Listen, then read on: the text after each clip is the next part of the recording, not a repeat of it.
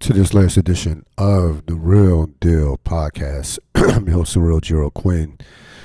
Episode 1069, Insecure, Episode 7, Real as Fuck, as we continue to look back at the HBO hit series Insecure. This was an episode directed by Prentice Penny, who of course is, along with Issa, is the showrunner. Listen, we get to this point in the season. This was the penultimate episode of the season. And, you know, there are a lot of times with these shows, you'll see that, especially with HBO in particular, and even with, I would even say Stars a little bit too, especially with the Power series, that the penultimate episode, a lot of times, is the best episode.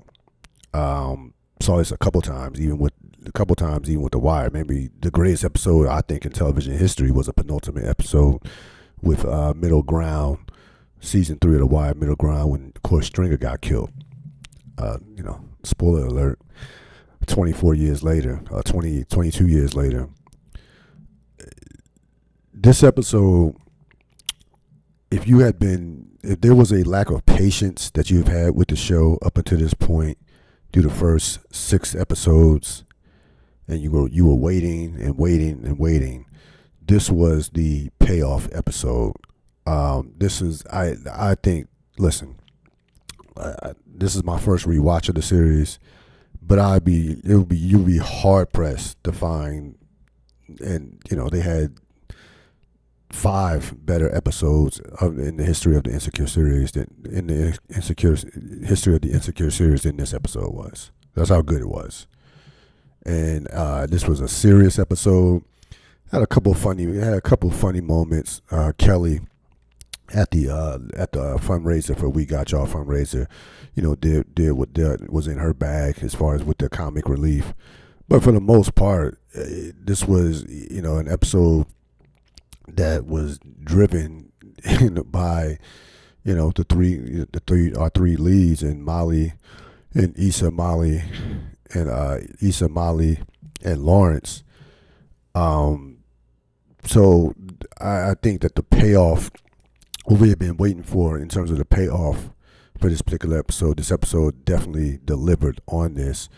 Issa Rae called this her favorite episode of the season. You saw Issa Rae's mom in this episode. Had a cameo in this episode. And let's get right into the deep dive. So you have Molly and Issa. So this is so Molly, and we'll talk more about it when we get to best scenes. Molly runs into an old college friend that both her and Issa knew. And the college friend indirectly basically tells Molly about herself. The college friend says, hey, you know, I was doing too much. You know, I'm centered now. I'm in a happy place. I went to therapy. And Molly kind of was kind of taken back by this. She's telling everything that Molly really needs to hear. And this sets Molly off for basically the entire episode. The entire episode, Molly is completely off. We'll discuss, you know, get more in depth with that in terms of best scenes. But I deep dive to Molly Issa, because this was the first scene, the first episode where you saw the cracks of the Molly Issa friendship. We fast forward towards the latter part of the episode. Again, Molly has been off the entire episode. She insulted one of Issa's co-workers who was trying to hit on her, and respectfully trying to hit on her. And Issa just calls Molly out for her bullshit, for her being the main reason why she doesn't have a man. And for her, they go into basically a verbal war where they're throwing haymakers at each other. And, you know, basically Issa says, at least I can keep a man. And Molly walks off and basically says, fuck you, Issa. Now, what we know is on the will be on the horizon in further seasons. And I think it was season 4 where it was the complete fracture of their friendship. This was the point. This was the first like chink in the armor of that friendship between those two.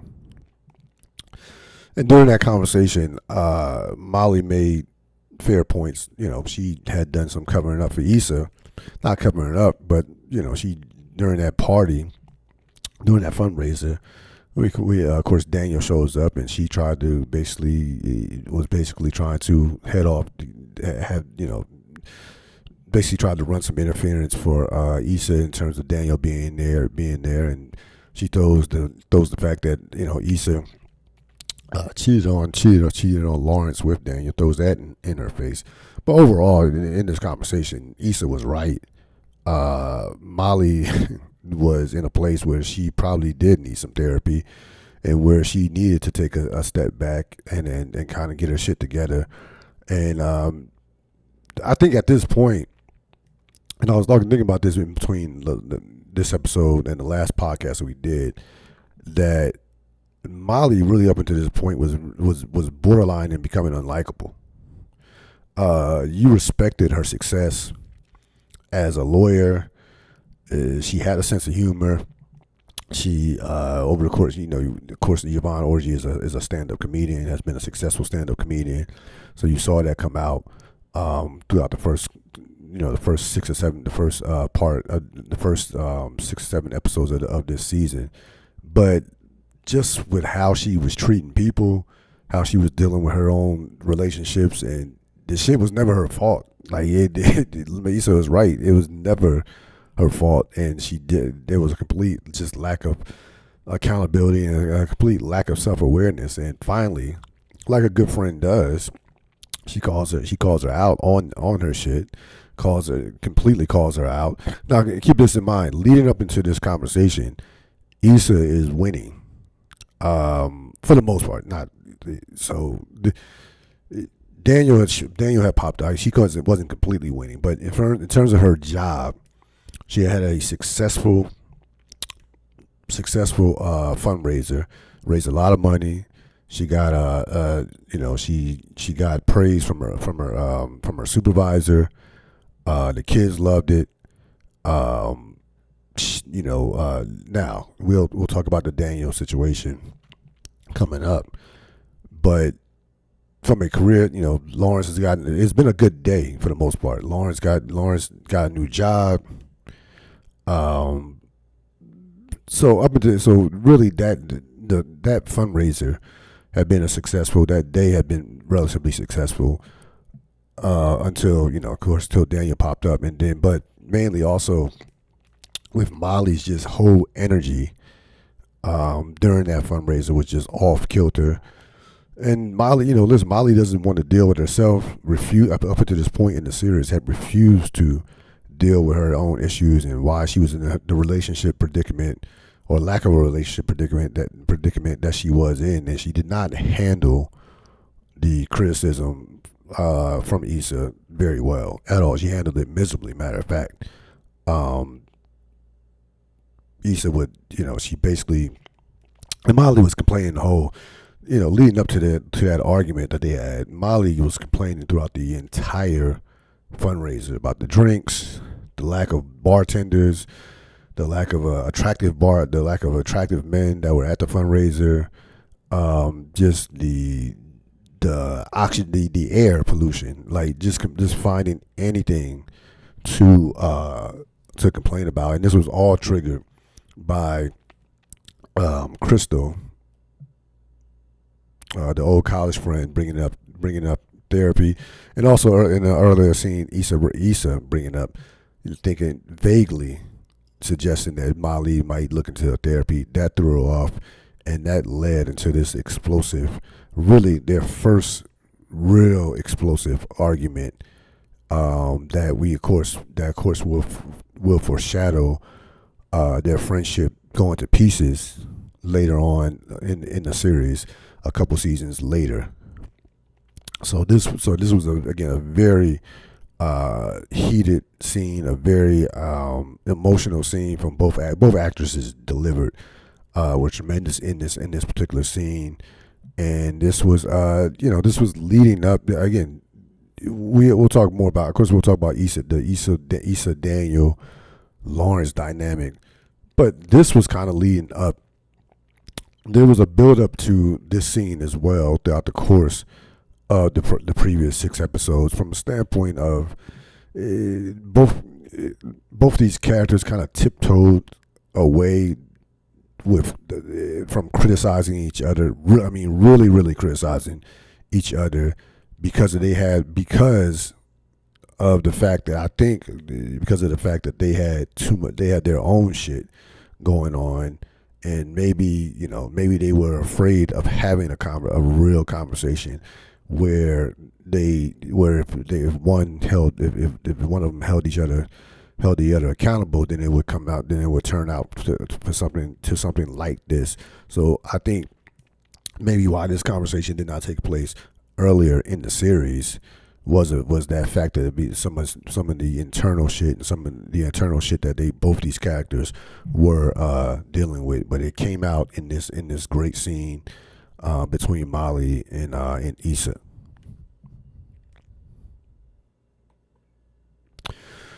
Best scenes. So we get to this fundraiser. There's a lot going on in this fundraiser. We got y'all down in Baldwin Hills. We'll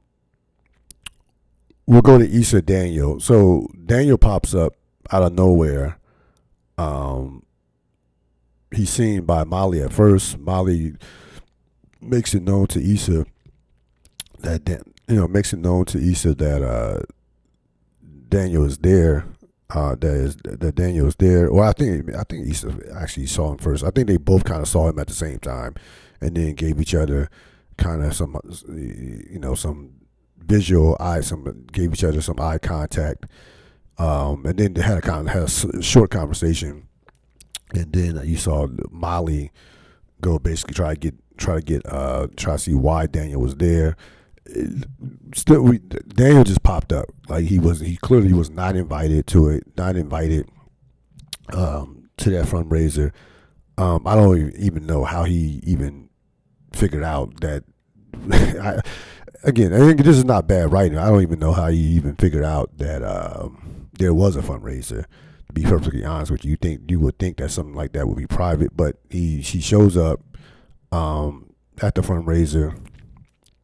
Issa confronts him, basically tells him, like, you have to go, and of course he is just taken back from the standpoint of she's been avoiding his phone calls, his texts, and been avoiding him completely since that night that they slept together in the studio, and basically, he tells her, again, great scene from Yolande Noel and Issa Rae. Tells her you're not a victim. And you basically treat me just like I'm some random nigga. And she basically says, hey, and she hits him with one of the coldest lines in the history of the series. You were just an itch I needed to scratch. And that was that. After that, there was no response to that. That was there. If you're in that position. First of all, he knew that she was in a relationship. She was clear about that.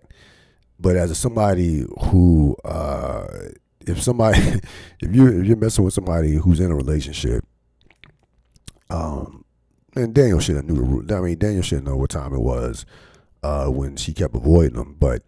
And him showing up like that it absolutely was a mistake for him to show up randomly, just pull up out of nowhere like that, despite the fact that she was avoiding him. There was no response to that. Immediately he leaves. There was no response to it, and he leaves to go get his car or his truck from the valet. So then we have Daniel and Lawrence. So the Daniel Issa conversation was, considering like this is a public, this is that how many people were there, considering this is you had all of Issa's and Lawrence's friend group. Remember, they share a friend group, so like Issa, Lawrence knows, Lawrence knows Tiffany's husband, Tiffany Dubois, of course, played by Amanda Seales. He knows her husband, and they basically again shit. They are all friends. They basically share the same friend group. So you had all the friends there. The entire cast was there. This was like the first episode where the entire cast was there. You had Issa's co-workers who were there. A lot of people was there. So this conversation was a long conversation between Lawrence and Issa. Not Lawrence and Issa. Issa and Daniel. And I want to say that Lawrence saw them talking towards the end of the conversation. So he goes out to the front. Little did he know Daniel was going to appear as well. He's never met Daniel before, but he does know, like, he did see the text, one of the texts in the previous episode. He saw the text to Issa. So they share a couple of words. He asked Daniel, what's your connection with We Got Y'all? And Daniel simply says, I don't have a connection. There's no connection anymore. And at that point, Lawrence knows what time it was and what time it is or what time it was. And that was that. That's all he needed. That's all he needed to hear from Daniel to know what I think that she had a relationship with Daniel, that she had been at some point been involved with Daniel. So we go to Issa and Lawrence.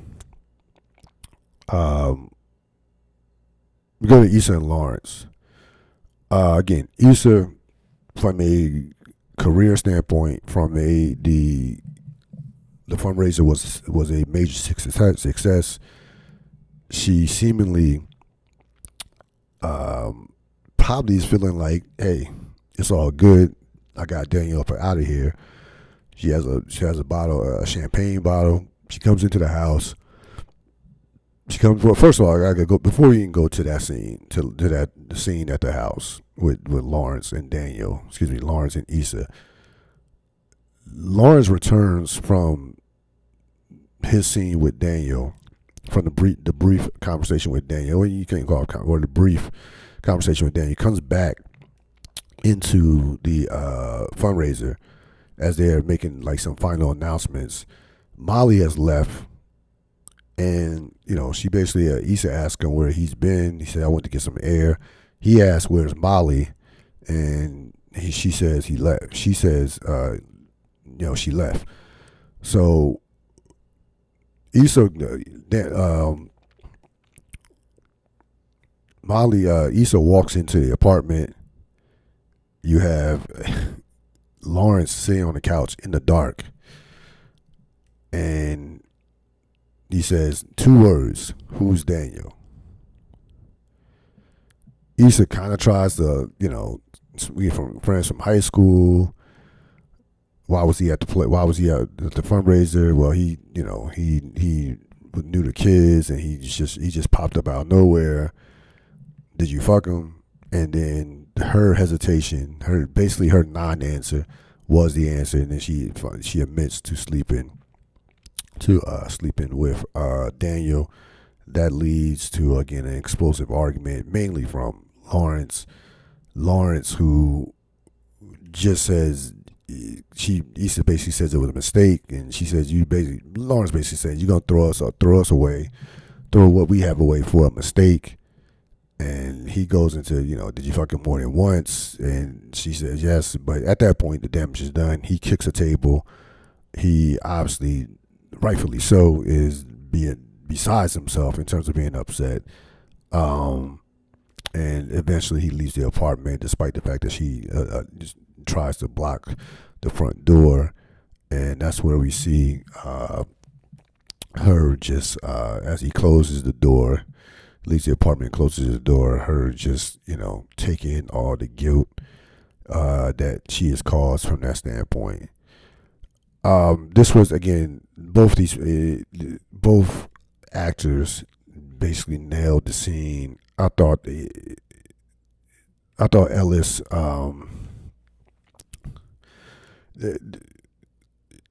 the, him walking in. I thought Jay Ellis was tremendous in this scene. I really like Jay Ellis. Because this is a scene. I mean, it's a tricky scene. It's an emotional scene. It's a scene where you can like easily overact, and he kicks the table, and he's asking obviously very direct questions, to the point questions. And I think that, and again, would love obviously would want to know from the actor, from both actors. I don't think that Issa ever intended to ever tell him that she had a thing with Daniel. I think the way she was moving the last couple of episodes. I just saw her. She would have kept that. She would have took that secret to her grave. It took something. It took Daniel popping up in those events, and Daniel meeting Lawrence. It took all that to happen for this secret to come out. No, I absolutely don't think that she had any intentions on ever telling him that had taken place. This, of course, again, something that had been building up the entire season from episode 1, when she saw Daniel in the club and she almost went to his place, but decided to go to his place and then drove away. And she at a point where the irony of this thing is the irony of where they're at in a relationship. Them getting to this point is, from a professional standpoint, they both were headed in the right direction and things were seemingly going well for them. She's, like I said, getting compliments at her job. She has a couple successful projects leading into this, successful events. Remember a couple episodes ago when they went to the beach. Now this fundraiser, which certainly is a big deal. And he had got on his feet with a job, getting a job, a new job from I think a tech IP company, or some type of tech company. Thought about turning it down, but she talked him into basically saying, like, yeah, you gotta take this job. You can't go back to where we once was. And now, over this hidden secret that their relationship is in absolute shambles. And this will lead to a decision that he will make coming up in episode 8 that we'll certainly talk about in the next podcast. But again, I don't think she ever had any intention on ever telling him that she had slept with Daniel. And finally, of course, we have Molly and Jared. Molly, of course, and this is seemingly Molly's go-to move when her relationship or situationship falls apart. She returns back to Jared. So she goes to Jared. This time she's not drunk. Goes to Jared's place unannounced, which obviously is a no-no. Sober, and basically goes in there. No, doesn't get inside his house, but basically insults this guy for about a good 2 or 3 minutes, saying that she could lower her standards. I mean, she was fumbling her words. It was intent versus execution. I don't even say her intent was good, because at that point, again, he was like he was last time when she came to his house drunk. She was hoping that he was going to be a rebound. Jared this time really wasn't having it. Like, it was one too many insults. He wasn't going for the same nonsense, the same bullshit the second time, and he basically says, "I'm tired," and slams it and closes the door in her face, right like he should have did probably last time if she wasn't so intoxicated. If she wasn't so intoxicated, but he shuts the door on her, and that was that. So you see Issa and Molly both paying the cost for some of their choices that they've made throughout the course of this season, and the chickens came home to roost in this particular episode. This was a top flight written episode, acted episode from start to finish. The last 10 to 12 minutes of this episode were just great television. And really, again, you had a couple comedic moments, but for the most part, you're talking about relationships in jeopardy. You're talking about friendships in jeopardy. This was a great episode for a season one, a perfect penultimate episode, as we will see leading up into the season finale in episode 8. So this episode obviously gets an A plus plus plus. Best episode of the season leading up to this point. And BuzzFeed had it as a top, as ninth all time in greatest episodes in Insecure history. I believe they had, I want to say, 40. Well, the first 3 seasons were 8 episodes. I think 44 episodes. I think they had 44 episodes. So it was a legit top 10 episode all time in the history of the show. That's going to do it for this edition of the Ril Dil podcast. We will be back next time with the season finale of season 1, as we continue to rewatch, look back at the HBO hit series Insecure. So long. Have a great rest of your evening.